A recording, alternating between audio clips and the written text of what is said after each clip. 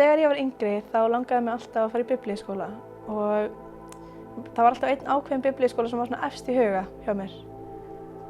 Hann í Noregi og mér var alltaf langað líka að búa í Noregi og akkurat í miðbæ Osloar.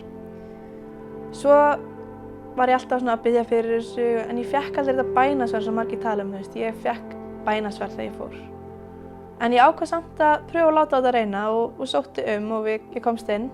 Það var ótrúlega skemmtilegt. Þetta var skemmtileg upplifun að koma og kynnast nýjum krökkum. Við fórum sem sagt í svona kynnisferðar sem fengum að kynnast hvort öðru og svo þegar við komum að því að fara í fyrsta tímann, þá fór ég sem sagt í tímann og var mér rosalega svona jákvætt hugafar. Og fyrsta tímanum vorum við bara að læra í rauninni biblíusögur. Síðan var allur dagurinn bara svoleiðis að við vorum að læra einhverjar biblíusögur sem að ég lærði í sunnudagsskóla og var búin að heyra oft predika hérna í kirkjunni og varð bara fyrir svolítið vonbrigðum. En ég hugsaði bara að þetta örugglega fyrsti dagurinn og var það að kenna öllum grunninn þannig að allir væru bara sömu blaðsíðu.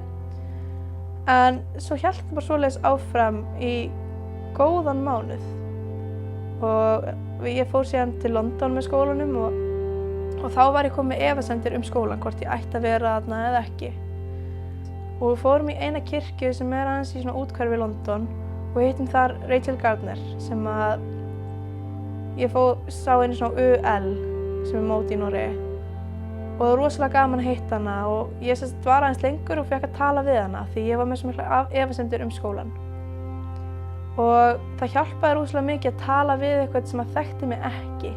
En þá fékk ég rosalega sterkt ég ætti að pröfa í viku.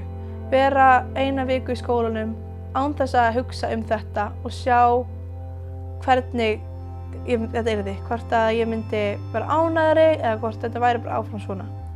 Og ég bað rosalega mikið fyrir þessu, las í biblíunni og ég held ég var aldrei grátið jafn mikið á jafn stuttum tíma.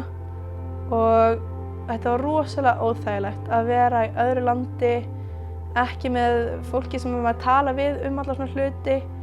Ég fékk rosalega sterkt á hjartað mitt að þetta var eitthvað sem ég ætti ekki að gera og unglingastarf heima væri virkilega mitt hjarta, að ég ætti að vera meira hér. Og það sem var líka rosalega sterkt og ég fann rosalega sterkt þegar ég var að lesa og var að biðja og að trúboð þarf ekki endilega að vera í útlöndum, trúboð getur líka verið heima. Maður jafnt í trúboð hérna í unglingastarfinu að kenna unglingunum kristna trú og vera til staðar fyrir þau eins og að vera í útlöndum í Afríku og hjálpa fátækum börnum eða einhvers staðar í Asíu eða hvað sem í heiminum. En já, svo var ég búin að vera einna heima í nokkra mánuði og þá fékk ég hringingu frá Tinnu og þetta var ekkert skemmtilegt símtal því miður og hún sagði mér frá því að Áge, kærastinn hennar, væri búin að greinast með krabbamein. Þetta voru alvarlegri veikindi heldur en hún bjóst við og þau byggust við. Og hún þurfti því miður að hætta sem unglingaleiðtogi til að geta einbeitt sér að bata hans. Og hún bað mig að taka við ásamt Hörpu sem unglingaleiðtogi sem er skemmtilegt en krefjandi verkefni.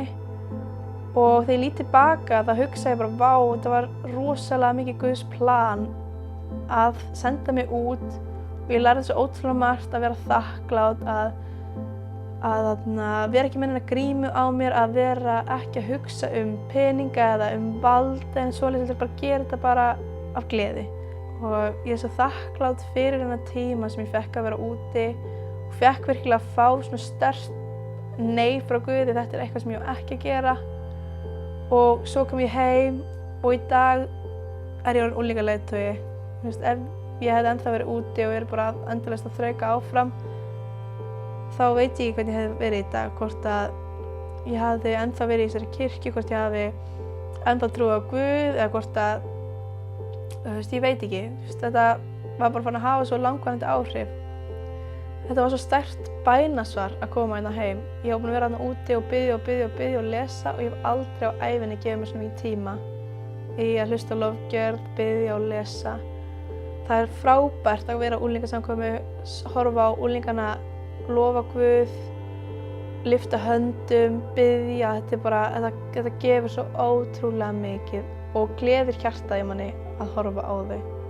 Það er eitt vers sem er í miklu uppáhaldi hjá mér og var fermingarversið mitt og það er: Fel Drottni vega þína og treystu honum, hann mun vel fyrir sjá. Og það segir rosalega mikið að ef þú biður og færð virkilega á hjarta eitthvað, þá það klárlega frá Guði og gangtu á eftir því það klárlega eitthvað sem þú átt að vera að gera.